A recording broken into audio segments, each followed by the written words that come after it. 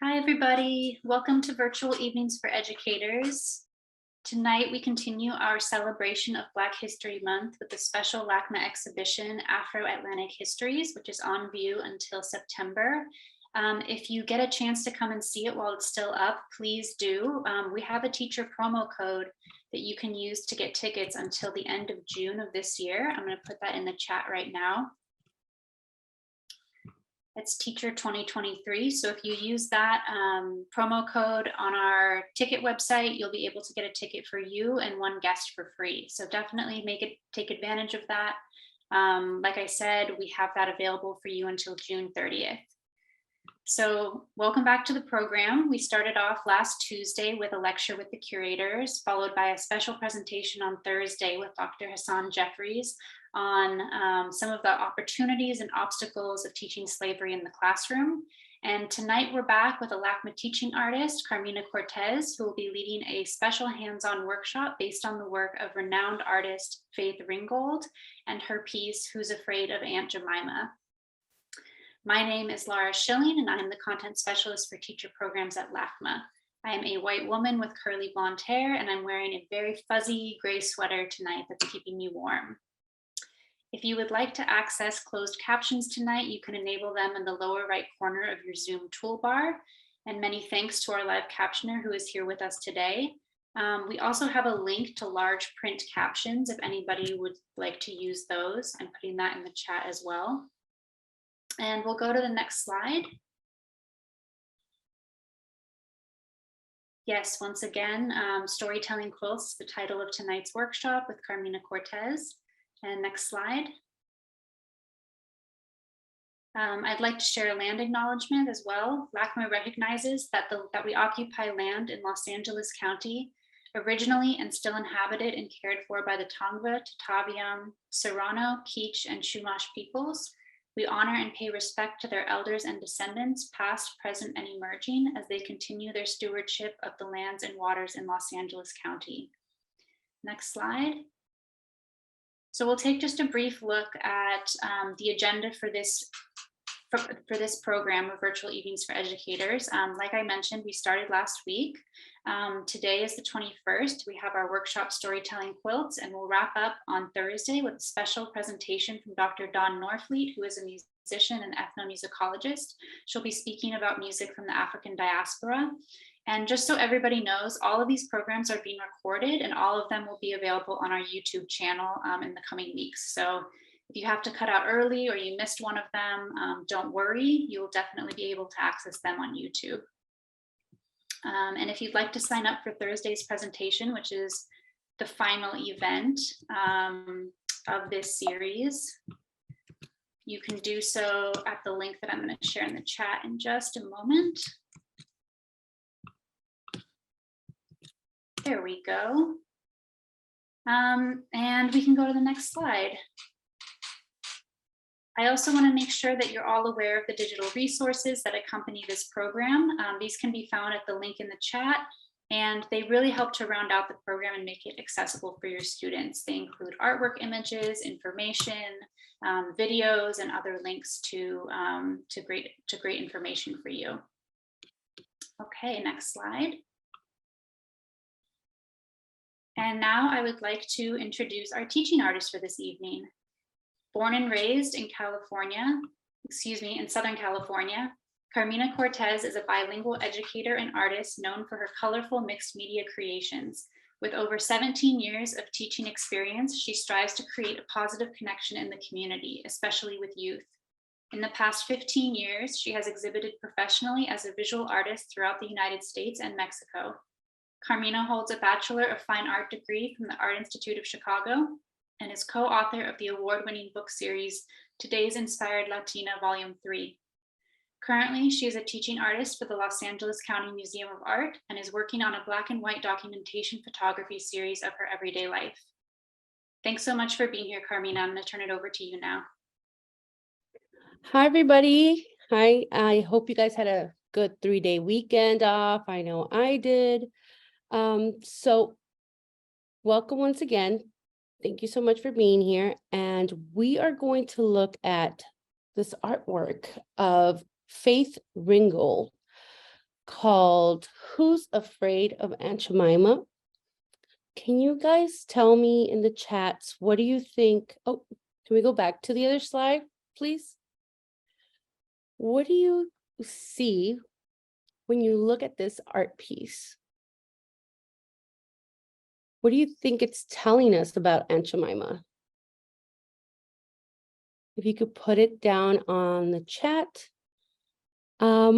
Also, one thing when I was doing this, this lesson plan with my 5th graders, they didn't know who Aunt Jemima was. So I had to bring her up on the Google and show them images of this very famous lady that we grew up with on pancake and syrup.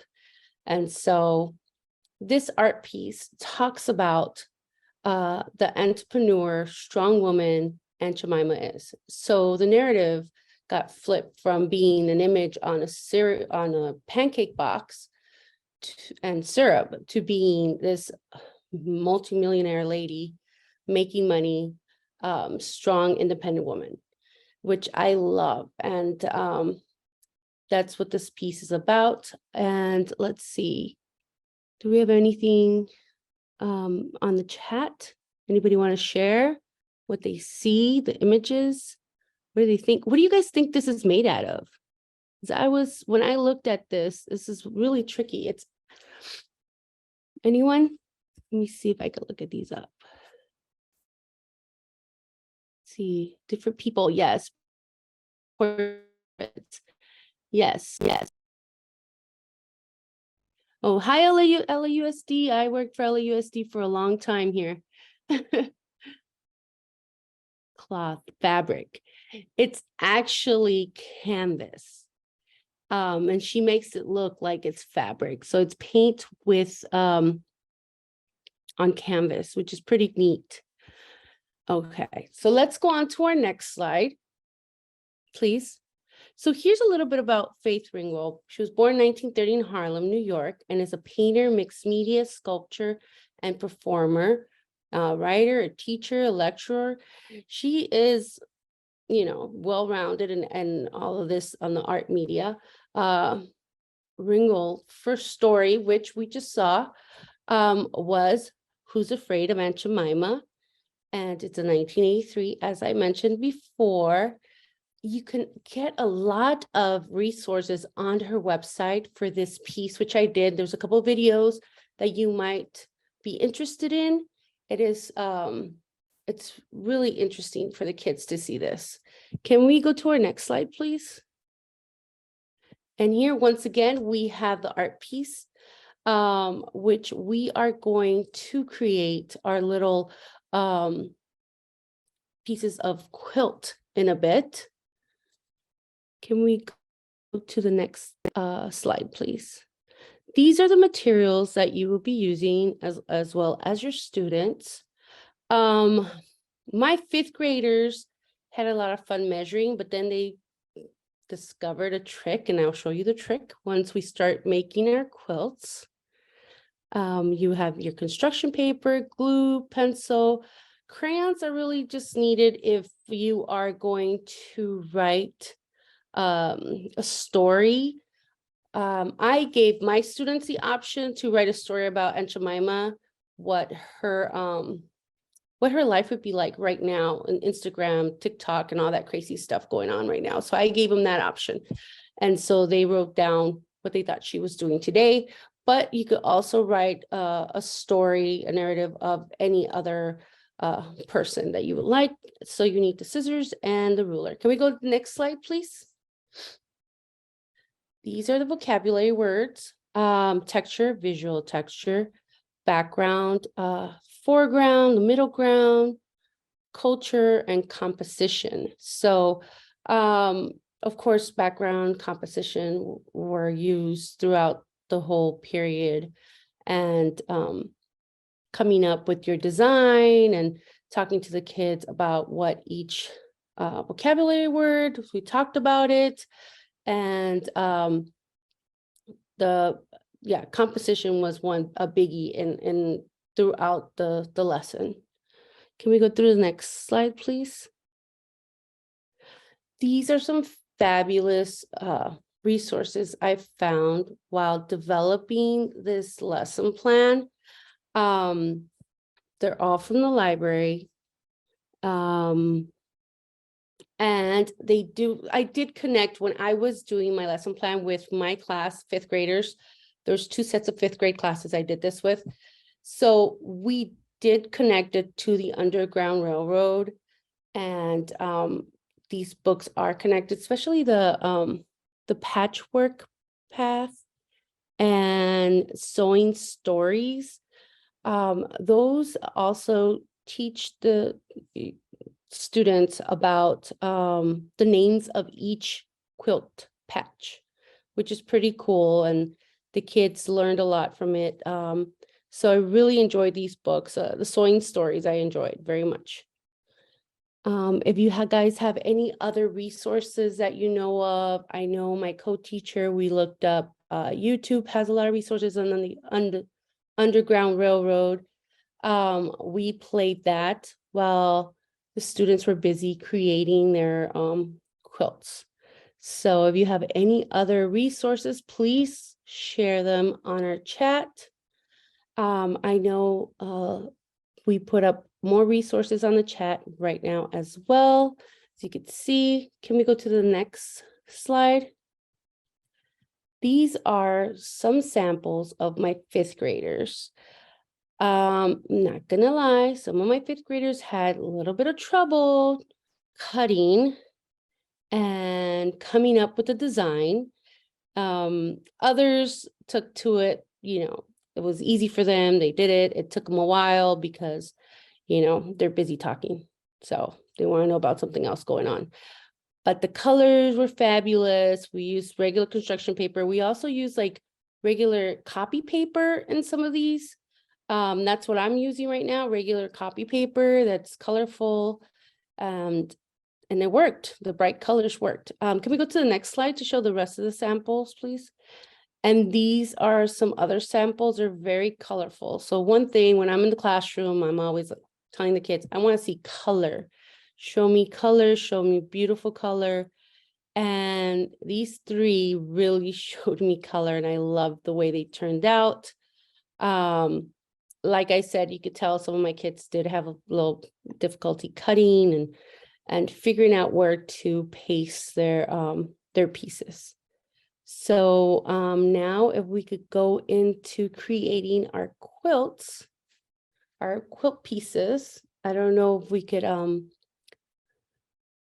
but I think we're going into creating our quilts now.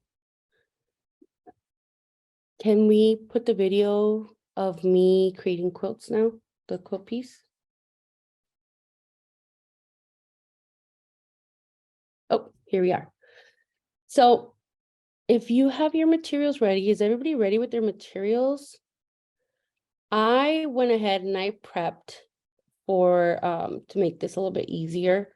I made copies of my graph for my students, and this was very easy for them.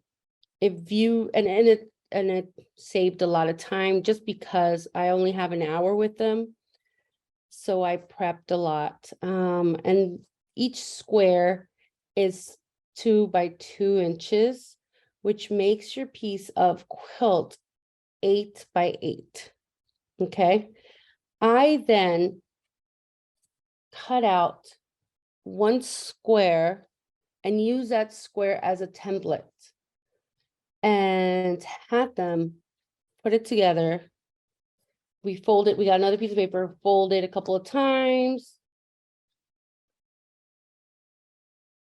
Right, fold it a couple of times, and then all they have to do is cut out. Now, if you want them to do the math, then go for it. But I think my kids were more into creating the quilt than anything. So we got right into creating the quilt. So once you have your squares, as many squares as you like to do your quilt, it makes it a lot easier to cut in half and to start creating. Right. And one thing that I told my students was figure out your design first and then go back and glue, because then they would glue and then they couldn't take off the piece and it was a mess. And so, yes, so we started creating our quilts, putting all of our pieces together and using bright colors. Now, I did not give them any black or white color paper, just because we wanted the colors to pop and we wanted everything to be colorful, because once all of the students have finished, we're going to put the quilt together, putting all the pieces together. So yes, so then you just start putting all your pieces wherever you want to see them. Now, the other thing was that we did with our quilt piece was, if you would like to write a new narrative for Aunt Jemima, just cut out a little your square and put it right in the middle. I suggest you do your background first, and then do your narrative on the piece of paper. Draw whatever she's doing today. Some of the kids said she was doing TikTok, and she was very famous on TikTok, and she was dancing away. Other kids said she was on Instagram, Facebook, not so much, because they were saying Facebook is for old people, so that she's not old. That's what I heard from them. Other thing was, were they saying that she was multimillionaire? They came up with really fascinating stories about Aunt Jemima, and that she wasn't using her face anymore. She was using somebody else's face. And they mentioned who it was. I just can't remember who it was, but these kids were just coming up with these stories that were amazing. So my suggestion is, if you want them to write a narrative about anybody, and then put it together, just your 4 little squares, cover them up, and then they could decorate around the quilt, or they could do the whole quilt and then put your little square on top. But yes, so make sure you arrange your pieces the way you want them first, and then glue. Anybody want to share what colors they're using? Do the colors mean anything? Some of the kids were using colors that meant something to them. So I know I had somebody use here we go, Lakers. They used the Laker colors for Kobe Bryant. I had somebody else use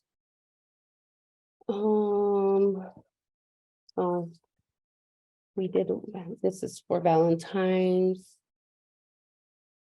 Let's see, we had this green one was really nice.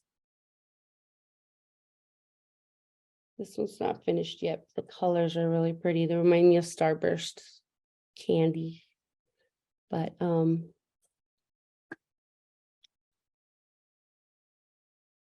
yeah, what is everybody working on? The colors. What colors would you be using? Your favorite colors, or colors that mean something to you? I know I always tend to use the bright colors because it reminds me when I was a kid, and the Crayolas and coloring with the watercolors a lot when I was, 5. So I always tend to use the red, the yellow, and the orange because it reminds me. The square is 8 by 8. So you would have the little squares, or you would have 16 little squares of these. And then you cut them. I had one of the young ladies in my classroom, she did like a squiggly line. The squares are 2 by 2. The little squares are 2 by 2. Your big one is 8 by 8. And then it makes it easier if you cut everything first. And then if you want to cut them into triangles and then figure it out how you want to paste them.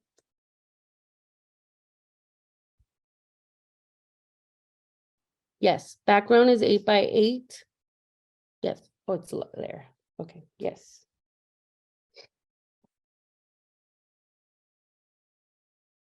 How's everybody doing?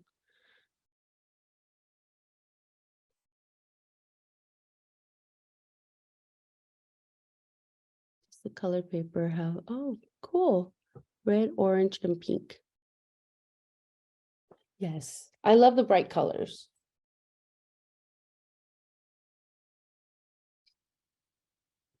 So.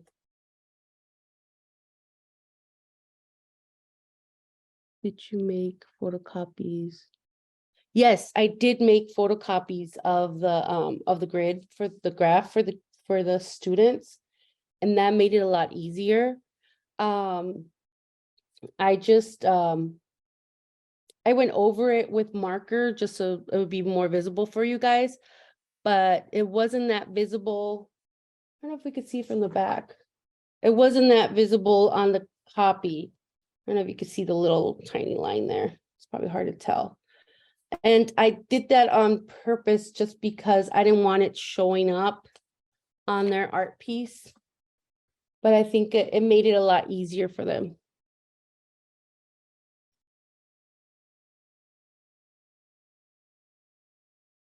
And so, yeah, and I tried this with my little ones too. I work in an after school program and I tried it with my little ones and I pre-cut everything for them, just like I did here. And then I had them cut halfway and then place it wherever they wanted. And it was just to save time, just because we don't have that much time, but for the little ones, yeah, you would have to pre-cut and then, you have the big paper cutter and start cutting and have them decide where they want the colors and what colors they want. And that makes it a lot easier.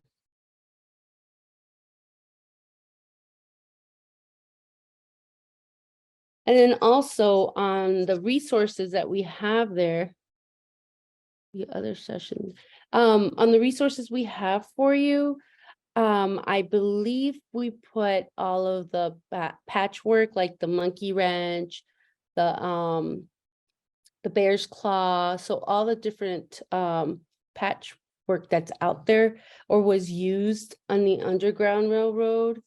The kids were fascinated to know that the quilts were used as maps, as code, or as they would say, Morse code. They were fascinated to learn all that. How's everybody doing? I'm thinking I'm gonna go with my orange here. What's our time? We still have time, so. I really enjoyed putting the colors together and I helped the kids out. Some of my fifth graders did need help, as well as my little first graders. So I did have to sit down with them and help them out and cut. Because this could be a little bit difficult for certain kids, and I get it, So that's why some of my kids just put down the squares, the whole square, and then they pick their own colors. Right? So let's see, I think I want some more yellow and orange here. No, I don't like that. There's so much like you could do. Should I limit the amount of colors?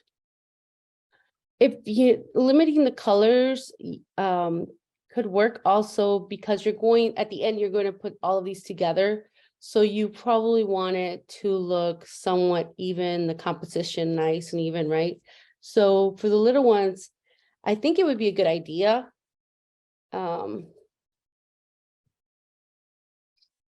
Just cutting the pieces for them, narrowing it down to certain colors. Yeah. I actually had about 4 different colors for the little ones. And I know it was yellow, green, red. There wasn't any orange. I had another color for the little ones.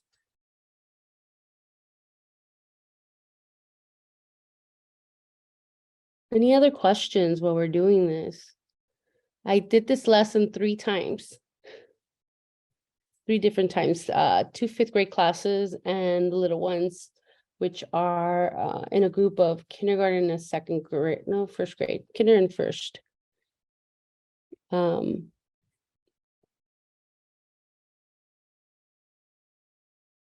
So, and the glue stick's a lot better than the, as you could tell in one of my samples, they used liquid glue and it was a mess.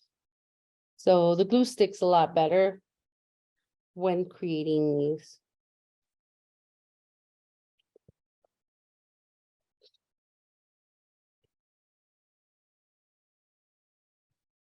And I kept reminding them, you know, make sure your piece is where you want it, because once you glue it down, that's it. It's a commitment. It's a commitment. And they were pretty good about it. Do we have any other questions?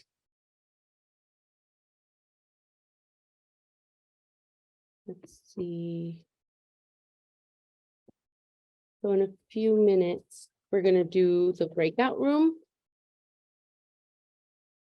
Oh, we're going to share in a few minutes, we're going to share our art pieces in the slides in the chat. So we could talk about them, see what you guys created. And I think this sometimes it's relaxing just to sit here and just create on paper. And it's so simple.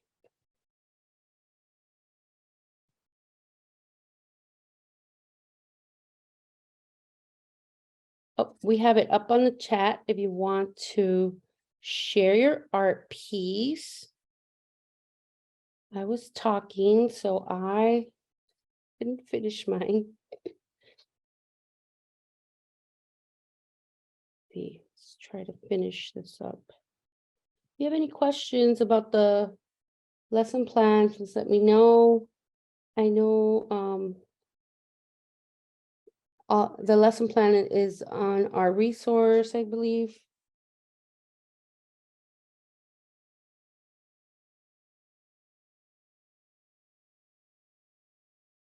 Yes, there it is. I also have a couple videos on the resource that I found on the Underground Railroad. If you're interested in that, there's a lot of good videos. And like I said, we would play the videos and the kids would be listening and asking questions while they were creating. So I usually say, if your mouth is moving, your hand could be moving, your hands could be moving at the same time. So the kids were just asking away about the railroad and the quilts, which is pretty awesome. The other thing was that they didn't, I don't know if I mentioned this, but they did not know who Aunt Jemima was. So I don't know if I mentioned this earlier, so I did have to bring it up and show it on our projector.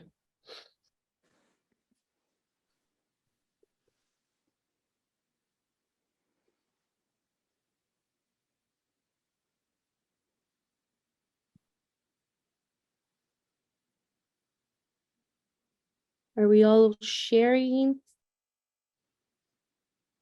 the teacher artwork slideshow? If you want to share.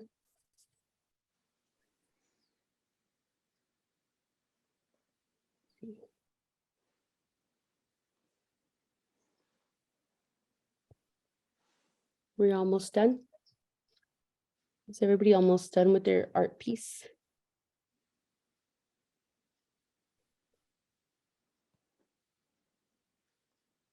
Need some more red in here. So this is all copy paper. It's not construction paper, it's copy paper, and I just chose the copy paper just because the colors were a lot brighter. It just seems like the construction paper loses its color when it's stored away.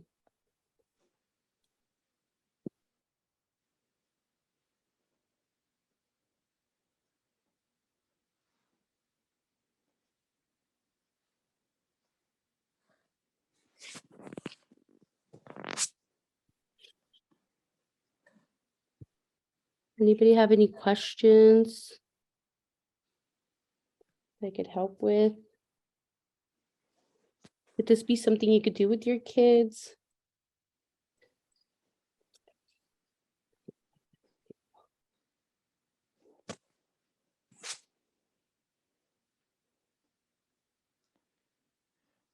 I used to do this project at a museum I used to work at in Chicago, and we used to use wallpaper.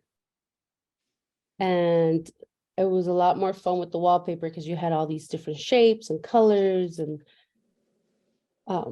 it was just a lot of fun with the kids to create quilts. And we talked about the quilt making process. That's another idea, that if you could get your hands on wallpaper, you could use the wallpaper. Or even you could use the color swatches. You could use those as well.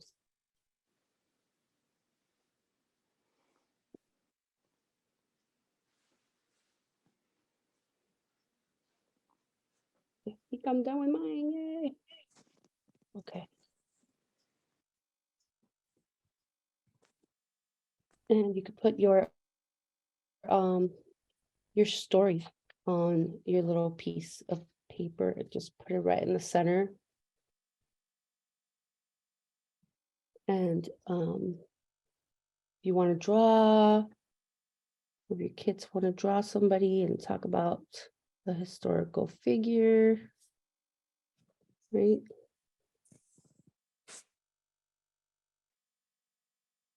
There you go. All right, I think we're going to, Lara, can you tell us what we're doing next? Here you go.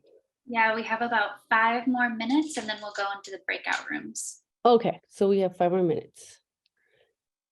So is anybody doing a story or drawing a picture just like on the art piece we were looking at? This is, let's see, do a little eyes. And then how we talk about, let's see. I don't know.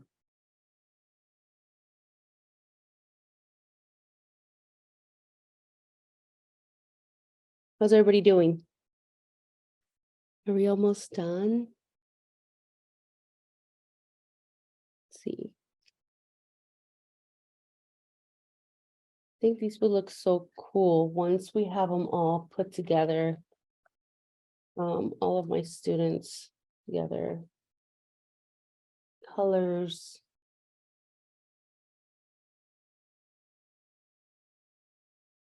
So yeah, somebody was asking, narrowing it down to a few colors.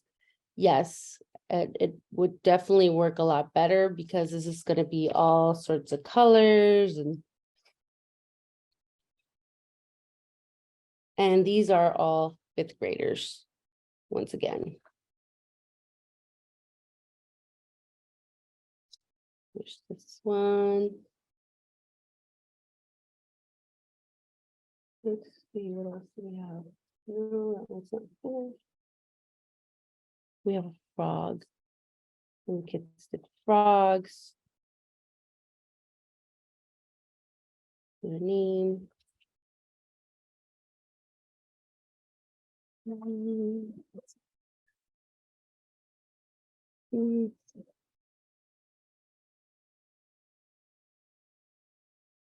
There goes some more. A lot of the kids didn't get to finish, but some of the kids were using the African colors. More, oh, this one's pretty nice. This one's nice. I like this one. Checkers.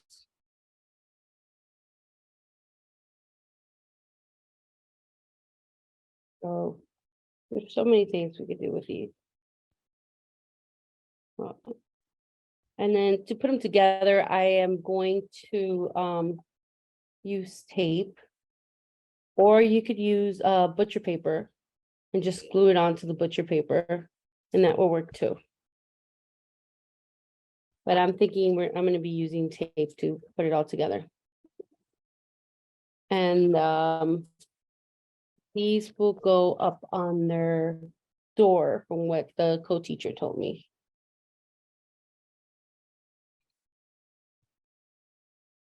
So that's that. And how are we doing? Everybody finished? Addition to color paper to use. Wrapping paper, yeah. From home, yes. Any paper we use. You know, this would also be really cool with newspaper. Be really fun to adapt. Yes, the mosaic, totally. Sierra, totally. Very community with the practice of weaving of ancient Greece. Yes. The mosaic. Yes, that would be so cool to do a project like that.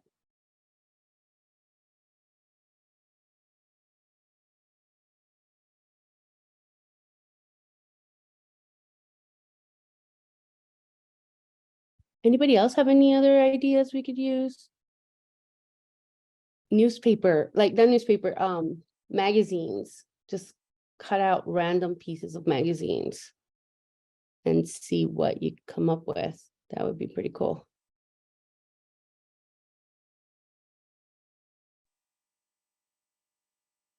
Writing projects. So writing projects could be writing about a historical figure in the African American community. It could be of probably they have a grandmother that went, or grandfather. They could probably write about them. Strong individuals, leadership. That would be something that they could write about. Freezer paper. Freezer paper like that. It's almost like a see-through film. Maybe if we paint it like with watercolors and then cut it out, that will work too. I mean, it's like you have so many different options and different techniques you could use with this. And if you want to use the math side of this as well with the kids, you know, have the kids measuring. If you have the time to do that, that would also work with the kids, you know, teaching math. I have a graphing art project that I do with the kids where from a small picture, they make a large picture and they have to graph it. And so, and we use a lot of math in that, which I'm not good at because I'm an artist, because I use the other side of the brain, but you know, for the kids, I'll do it. But the writing part, like I said, the kids really enjoyed making Aunt Jemima, bringing her into 2023 and giving her this life of, you know, famous TikToker. Okay, so now it's time for the breakout rooms. Please go in. Can we get the slide for the breakout rooms questions?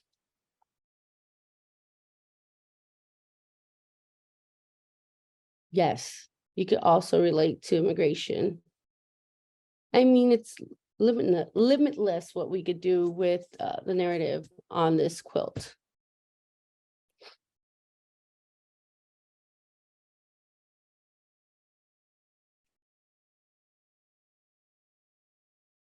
So you're gonna go into your breakout rooms now. We're gonna discuss our breakout rooms, 10 minutes, discuss your creative process and the connections you made during this activity, discuss ways in which you could apply this activity to your classroom. 5 minutes later, we're gonna share connections and ideas that came up in the breakout room. Okay, so we'll see you in a bit. Anybody want to share? Who wants to tell us what your process was, colors? Hi, I guess this was my one. My name's Sierra. I didn't really have too much of a huge thought in mind. I kind of just started laying out the like pattern of colors I wanted, and then I just wanted to like reverse them as I went through. And this is just the, construction paper, like things I had on hand. So I just like the combination of colors. Wasn't too much beyond that, but yeah, it was fun. Well, it looks nice. I like the colors. Actually, it looks really nice. Thank you for sharing. Can we get the next slide? Ooh, greens and purples. Anybody want to share? No? Sorry. That was mine. Okay. And I was going with cool colors. I didn't have anything to measure with, so I just folded a white piece of paper to get the right size squares. And then I just took one of those squares that I had folded and measured it. So I did it really quick and I haven't glued it yet, and I might change it. But I like the middle of it. It reminds me of, what is it? The pinwheel. Pinwheels, yeah, that's probably my favorite part. I feel like that outside needs some work, but yeah, I teach high school ceramics, so I'm thinking each student could maybe do a tile. We could do a communal where they each do a piece and we put it all together. Ooh, that would be cool. Yeah. Awesome. Thank you for sharing. Can we get the next slide? Ooh. These are my favorite colors. Who's does this belong to? Hi, this Hi. was mine. I tried to use the King colors for Black History Month. And then I liked your patterns that you had on the attachment you gave us. And I noticed the 4 in the middle, that symbol meant crossroads. And so I wanted to incorporate some of the messaging that was on your map for the symbols and quilts. Yeah, it's pretty cool. Thank you for sharing. You're welcome. Do we have more to share? Do you have another slide? Ooh. Anybody want to share this one?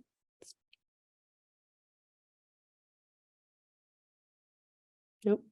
Nobody wants to claim it. Really like the corners of it, the corner and the yellows.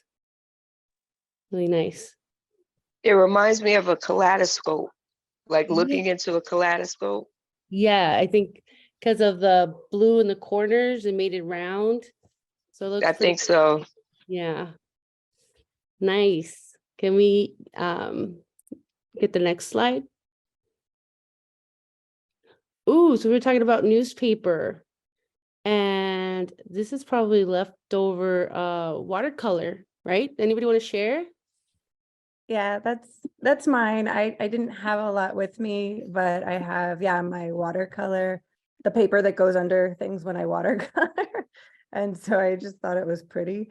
And then I didn't have a ruler, so I just it's all a mess, but the general idea is there. But it kind of ended up representing me in a way because I like doing watercolors and I love reading. So it kind of ended up being a little bit of a representation of me. But yeah, it's all the sizes are off and everything. But do you see how it doesn't matter like the sizes?